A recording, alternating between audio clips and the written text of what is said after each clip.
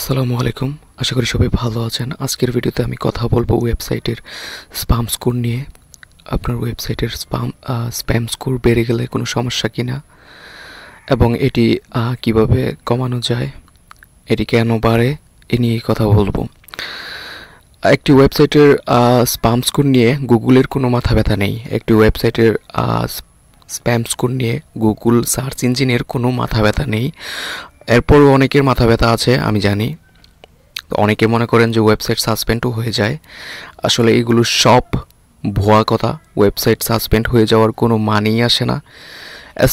Spam স্কোরের কারণে আপনার ওয়েবসাইট ব্যান হয়ে যাবে এরকম কোনো কথা নেই, এবং এটি গুগল সার্চ ইঞ্জিন অর্থাৎ অ্যাডসেন্সের টার্মস অ্যান্ড কন্ডিশন কোথাও এগুলো লেখা নেই। সব ভুয়া কথা। যাই হোক, স্প্যাম স্কোর কেন বেড়ে যায় সেটাই যদি বলি, তাহলে এখানে আমার নিজের ওয়েবসাইটের স্প্যাম স্কোর অনেক বেশি। স্প্যাম স্কোর বাড়ার কারণ আমি এখন বলতে পারবো, কারণ আমার নিজের ওয়েবসাইটের স্প্যাম স্কোর কেন বেড়ে গেছে সেটা আমি জানি। তো এখানে দেখতে পাচ্ছেন ব্যাকলিংকস।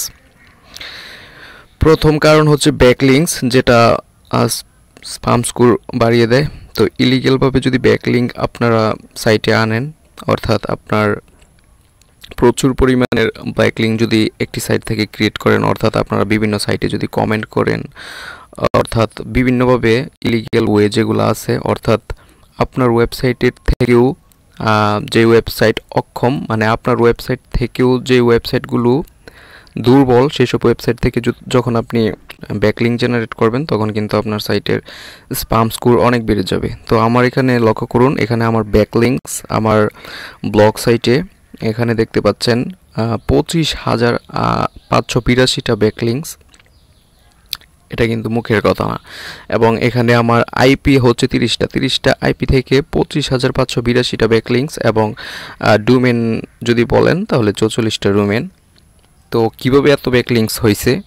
এটা অবশ্যই আমার আরেকটি ওয়েবসাইট যেখানে আমার প্রচুর পরিমাণের ফাইল আপলোড করা, সেটি হচ্ছে আমার একটি আলাদা সাইট।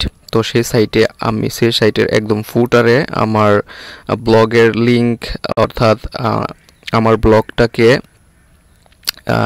ব্যাকলিংক হিসেবে প্রোভাইড করে দিয়েছি। এই কারণে আমার এতগুলো ব্যাকলিংক হয়েছে, এবং সবগুলো ব্যাকলিংক কিন্তু আমার আমার যে ব্লগ সাইটে ব্যাকলিংকগুলো ক্রিয়েট করা হয়েছে ওর অনেক বেড়ে গেছে। তো এই স্প্যাম স্কোর আমার জন্য কোনো বিপজ্জনক না, আমার সার্চ ইঞ্জিনের জন্য বিপজ্জনক না। তো আমার কন্টেন্ট ঠিক আছে, আমার কন্টেন্টের মধ্যে যদি আমি ইলিগ্যাল কিছু লিখি, অর্থাৎ আমি যদি কোনো বাচ্চাদের নির্মম কষ্টের কোনো ভিডিও ফুটেজ দেই, অর্থাৎ বাচ্চাদের কোনো সেক্সুয়াল স্কিন যদি আমি আমার ব্লগে দিই, তাহলে সাথে সাথে আমাকে, অর্থাৎ কিছুদিনের ভিতরে আমাকে সাসপেন্ড করে দেওয়া হবে।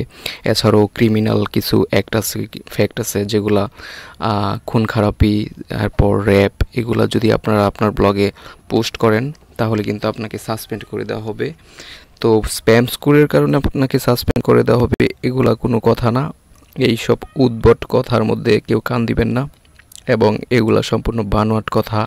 স্কোর নিয়ে এত চিন্তা না করে আপনি শুধু আপনার সার্চ ইঞ্জিনে আপনাকে যা যা চায় বিষয়ে আপনারা ফিল আপ করার চেষ্টা করুন। ইম্পর্টেন্স আপনার এসইউ মানে সার্চ ইঞ্জিন মানে গুগল সার্চ ইঞ্জিনের ক্ষেত্রে যে বিষয়গুলো আপনার লাগে সেগুলোই শুধু ফলো করুন। অন্যান্য ওয়েবসাইট চেকার থেকে, এসইউ চেকার থেকে গিয়ে আজাইরা জিনিস চেক করার কোনো দরকার নাই। অনেকেই চেক করেন গুগল সার্চ ইঞ্জিনের যে মেইন জিনিসগুলো, সেগুলো আগে আপনারা ইম্পর্টেন্স সেগুলো আগে আপনারা ফিল আপ করে নিন। যেমন আমি এর আগে একটা ভিডিও দিছিলাম যে মেইন বিষয়গুলো কি এবং আপনার পার্সেন্টেজ কীভাবে বাড়িয়ে নেবেন এসইউ এর ক্ষেত্রে। তো সেই ভিডিওটা আমি ডেসক্রিপশন বক্সে লিঙ্ক দিয়ে দেবো, সেটা দেখে নিতে পারেন। সেখানে আপনারা মেইন যে এসইউ এর কাজগুলো সেগুলো করে নিলেই কিন্তু আপনার সাইট কিন্তু র্যাঙ্ক করবে, ঠিক আছে। এবং এটা এসইউতে ততটা প্রভাব ফেলে না, গুগলের মতো এটা কোনো প্রভাবই ফেলে না, ঠিক আছে। গুগল সার্চ ইঞ্জিনের নিয়ম নীতির মধ্যে কোনো স্প্যাম স্কোর নামক কোনো জিনিস নেই। একদম MOZ একটা ওয়েবসাইট আছে, ওইটাই তৈরি করছে স্প্যাম স্কোর।